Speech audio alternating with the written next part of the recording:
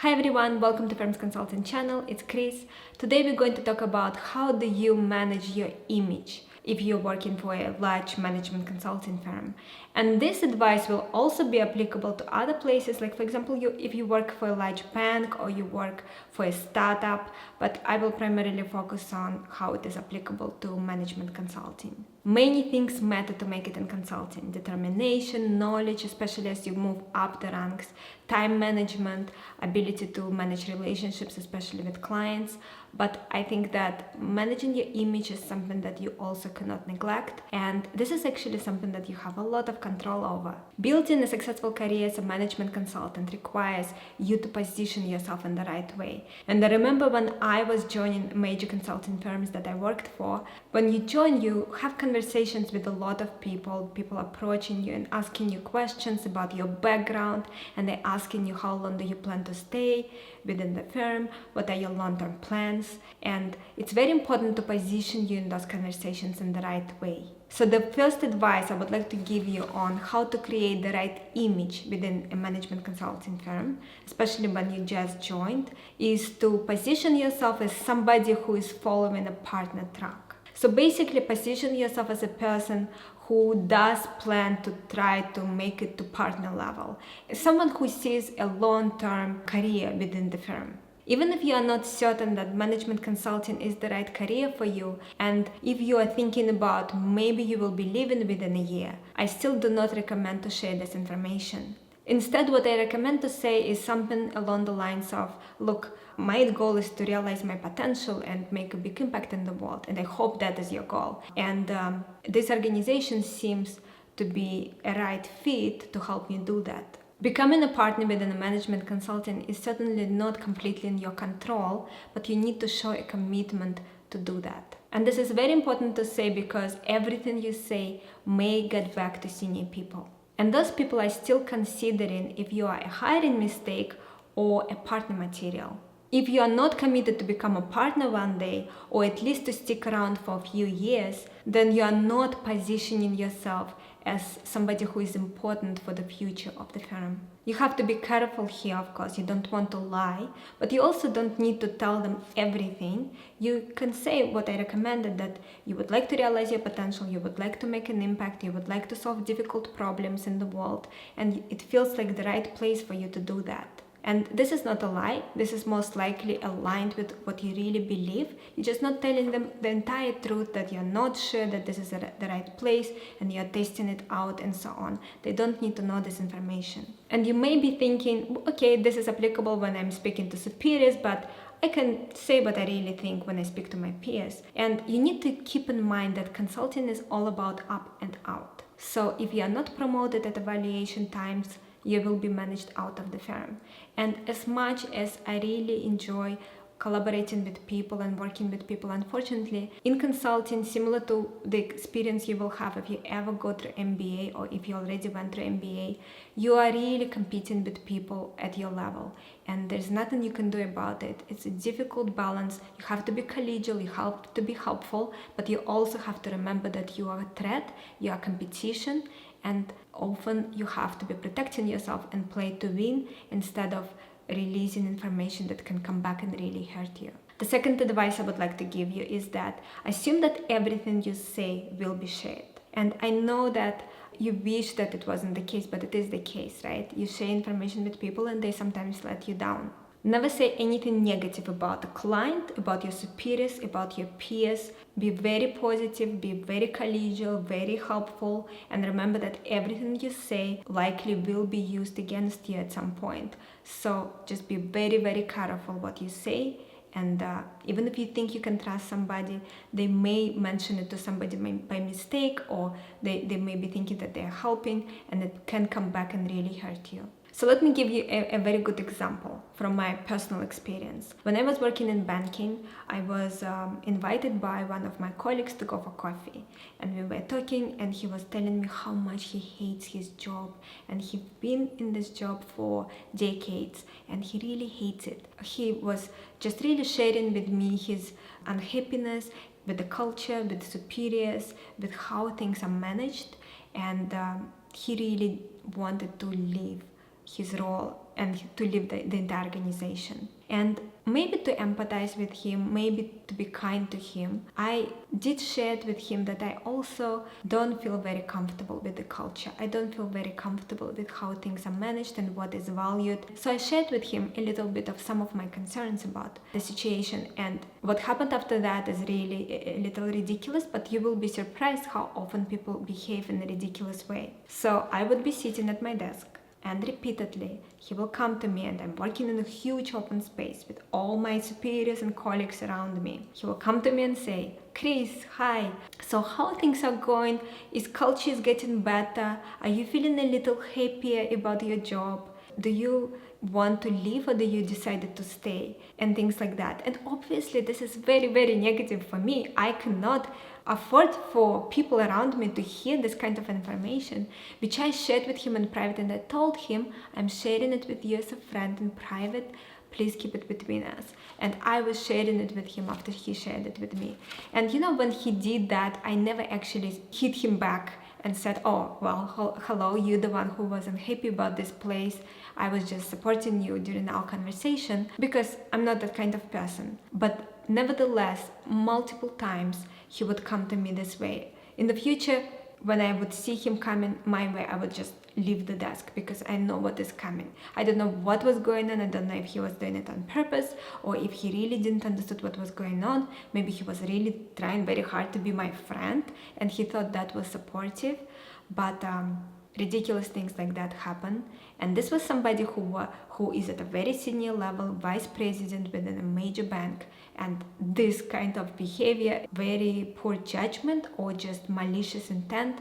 So my recommendation, apart from a very close circle of your closest family and friends, your spouse, maybe your girlfriend or boyfriend if you're really close and you trust this person with your life, apart from that little circle, you do not share information about your superior that you don't like, the client that is very difficult and you just cannot handle them anymore, you really want to go to another project, or a peer that is always taking credit for your work. Yes, it's very negative, but you have to play a long game. You have to appear collegial, you have to appear helpful.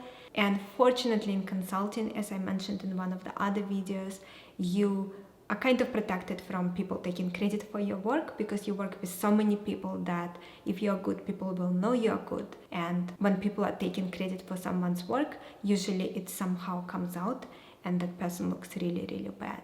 Number 3, let's call it mindset of a leader. I would like to talk about what you should be focusing on, what you should be saying. It is crucially important to think and talk like a leader as much as you possibly can. It is vital to act like you are 1 or 2 levels up. So for example, if you are currently a consultant, you want to act as a senior consultant. If you are a senior consultant, you need to start acting like an engagement manager. So observe, figure out what are responsibilities, what is behavior of someone at the next level, what is the results that they deliver, and then try to deliver at the next level. Obviously do your job that is expected of you, but also deliver at the next level. So for example, if your peers are talking about a client that they really don't like, ask yourself, is the leader of the firm will be complaining to junior employees about a difficult client that they have? Already see yourself right now as a person who is more senior than your peers that are complaining about the client, and behave that way. Position yourself as a strong leader who inspires employees, who represents the firm well in front of the clients, in front of employees, in front of the world, and who is always looking out for the long-term success of the company. If you want to become a senior leader within the firm, you need to start establishing the foundation now as a strong leader and act already now as someone at a more senior level. And positioning yourself as someone at the next level also helps you during evaluations of your performance, because to get promoted, you need to perform at the next level. So it is the only way for you to succeed in consulting. You really need to always try to perform at the next level. As soon as you get promoted from business analyst to consultant, you start forcing yourself to perform at the senior consultant level. And as soon as you get promoted to senior consultant, then you position yourself as a manager, as an engagement manager, and so on. Always perform, act, behave as the person at the next level. Management consulting is very competitive. So you're competing with all your peers. And who do you think will get that next promotion? Somebody who is friends with their peers and one of the guys and they go together and drink in bars? Or somebody who is performing at the next level, very reliable, always over delivers, extremely focused. Clients love him or her because they always over deliver. They know the project inside and out. They know everything about the analysis they have done. They keep everything together. They are organized and they really focused on performing at the next level and over delivering. And what may help you to get motivated is to remember that in consulting, if you are not being promoted, you are managed out as a hiring mistake. And I'm not saying that you need to be unfriendly, unhelpful. I'm saying that you need to be very friendly, very collegial, very helpful, very reliable. But you need to remember that it's a very competitive environment and only few people will win within that environment, and you need to play to win. You need to focus on performing at the next level and always over delivering at that next level and behaving as a person at that next level. And then you should be able to go up and up and up within the organization. Number 4, be confident but humble. Another area that I think you should focus on is to always remain humble. Do not allow hubris, do not allow any arrogance. Always remain very humble and very calm and just focus on outperforming, under-promising, over-delivering, performing at the next level, over-delivering at the next level, and just being very reliable. There's a very famous saying in Japan that even monkeys fall off trees. Well, think about it. People fall off trees because we're not supposed to be climbing trees, but monkeys, they're very good at climbing trees, but even they fall. So no matter how good you are, you may fall. And then if you were mocking people because you are so good and they're so bad, if you were arrogant, then people will be much less forgiving of it. Management consulting firms have different cultures. Some are a little bit more arrogant than others, but remember that even people who are arrogant, they do not like arrogance in other people. And another important thing to remember is partners are the ones who will decide if you're going to be moving up and up and up or pushed out of the firm very fast. And what partners are looking for, they're not looking for controversial people, they're not looking for arrogant people. The agenda that we come to when we're working with clients is already controversial. We have to make important changes, solve important problems. Some of the people within the client organization get displaced. They lose some of the decision power and prominence that they used to have within the organization.